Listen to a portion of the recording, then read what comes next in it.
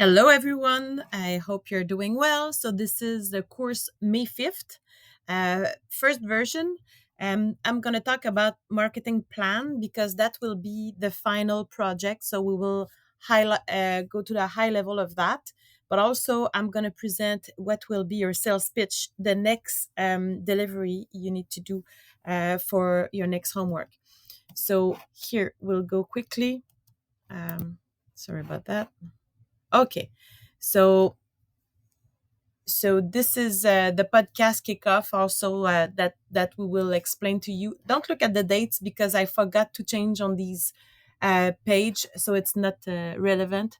But I just wanted to go to the return to the ecosystem mapping and sales pitch. So here is really something about where people travel abroad and UK. This was according to the readings that you had to do. This is also the brand perception map. That is something that you can use sometimes when you want to position your brand according to the pricing and the quality. So that's something that you can use when you want to compare yourself with your competitors. And that's something that you could use in your final PowerPoint at the end of this semester. This is also a brand perception analysis that I wanted to share with you because I think it's important that you have data about you and your competitors. So imagine that here you had different companies in different columns, and then you have the statistics for reputation, trustworthy, efficient. So it's really how you would like to be perceived that you can ask a survey firm to do these strategies and measure are we positively perceived in the market or not, according to our competitors, according to you want to measure yourself against whoever, but you need to well define this market.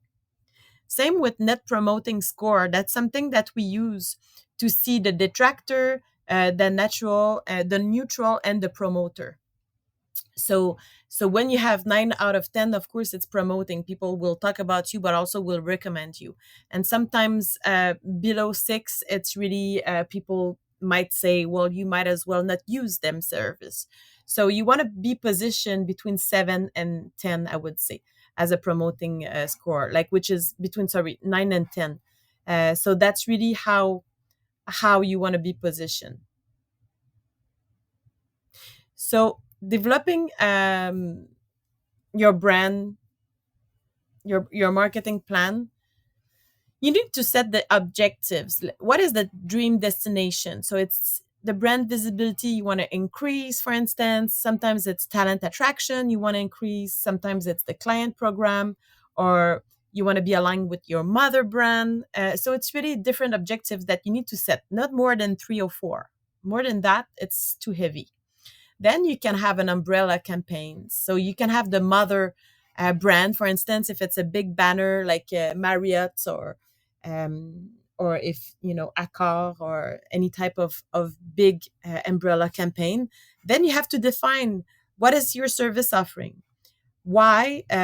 Because you're driven by sustainability, for instance, and is your target, and who do you want to really focus on. So for here, for instance, it could be a campaign for talent attraction, and then you can define the target for each key messages you have, and at the end you can have all the key contents that you can create. So that's a model that I like to share when you do umbrella campaign overview. You have to ask yourself the big questions. Given that X is the leader of its industry and that neither the story nor the brand is well known, how do we establish and elevate our brand so it's a strong local success story, for instance? So then you can answer, well, this is the problem to solve. Brand awareness, for instance, and create brand love, because sometimes people don't know us and they don't care about us. So you want to create an attachment. That's a little bit like I explained in the 75th anniversary. You want that people care about your brand, that people care about your company. So you need to get a connection with the populations. And then it's the brand positioning, the future ready mindset. Then the big idea. What is the big idea of your campaign from Montreal to the world, for instance? And the breaks, what will limit you of attaining your objectives? It can be a rapid growth of your company, um, and like for instance, we are an amazing local that became global too fast. And then the tactics, what are you going to do? Out of home campaign, billboards campaign, community partnership to show your community you care and you're present in the local community. The other breaks can be the knowledge of your service offering. Then what do? You create a central choice of festivals, gastronomy, like what are the attributes you would like people to know you, for instance. For instance, if it's about Montreal, how do you want to position yourself? Then you create events and conventions and make sure that people are aware of who you are. Sometimes it's because you have too much content, or it's difficult to lead to a diffuse message. So you have, like what do we have? Well, maybe it's an iconic architecture.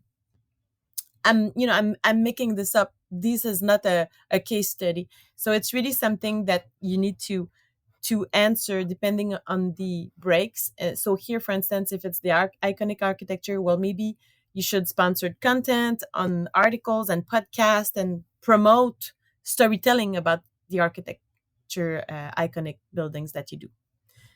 Also, a good marketing and communication campaign to create a buzz is you need to have different things, like many different, like you saw again the 75th anniversary. We had an exhibition, we had a video, we had an article in the newspaper. You need to be everywhere so that if someone consume one thing, he will see it.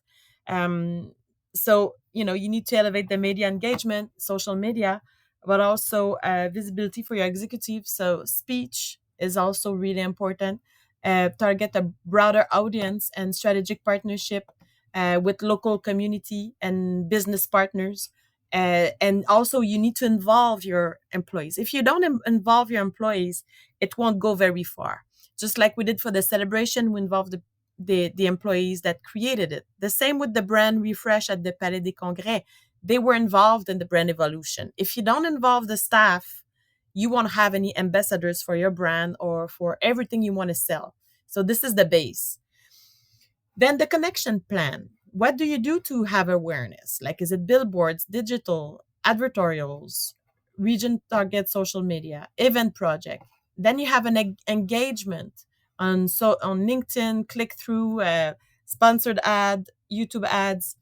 Same with camping page. Same with target Google display ads. So these is really a mix of different activities that you need to create. So again, this is another way of mapping it. You can also showcase what is the greater control, the own, the paid, the greater cost, earned and shared. So that's something that you can also create. You need always to establish KPI and ROI. Otherwise, you won't have the finance, and the CFO, the chief finance officer, won't give you the budget you're looking for if you want to promote your brand and do some sales and business development. Oh, sorry, I have a problem with my PowerPoint. Okay, so what is the KPI you want? Is it awareness? Is it engagement, lead gen, automation with open rate percentage? These are type of KPIs you can give yourself and you can measure. The time they spend looking at your article, reading your article. This is the approval and deadlines you can give yourself. This is an example. So the dates there, again, it's a fictive project. The same here. It's just to give you a timeline for producing. Well, the podcast, webcast sales pitch, it's not for next week, but it's for the next project. It's 90 seconds up to 5 minutes. So it's really homework is to delivery sales pitch for May 12, 6 p.m. The video will be done by a group. Not here. It's not a group. Sorry, it's one person because you're all individuals.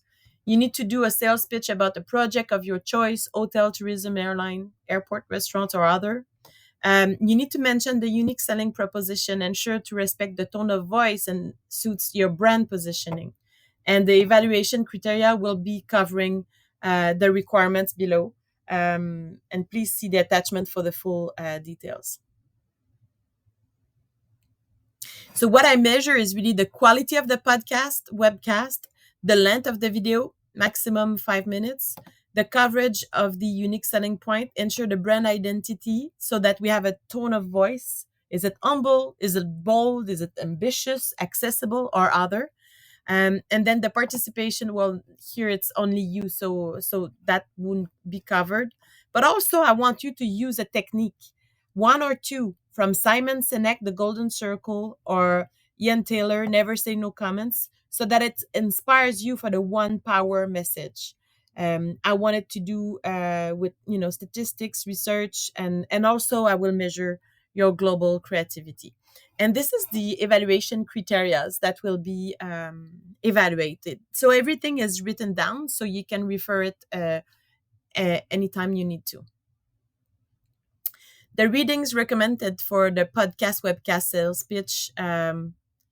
So it's Never Say No Comments discussion with the 1 minute power message from Jan Taylor. Jan Taylor is a great guy. He was the spokesperson for Pearson Airport, and he taught me never say no comments. So that's why I wanted to share with you some parts of the book, and you have all the readings to be done within May 5th week. You have also the crisis management communication when you need to use fact statistics because he was the spokesperson. And I think it's important that you kind of be aware of these different communication skills because as a president or a high management, you always need communication skills. The Golden Circle by Simon Sinek, something to watch. I'm not going to share it with you because I don't have time, but please take a time to look at it because it's really insightful. And of course, if you have any questions, I'm always there to answer by email. You can reach out to me at any time or on my phone, 514-701-9140. And I'm also on WhatsApp if you want to look and you will find me if you're too far. Thank you. Have a good day.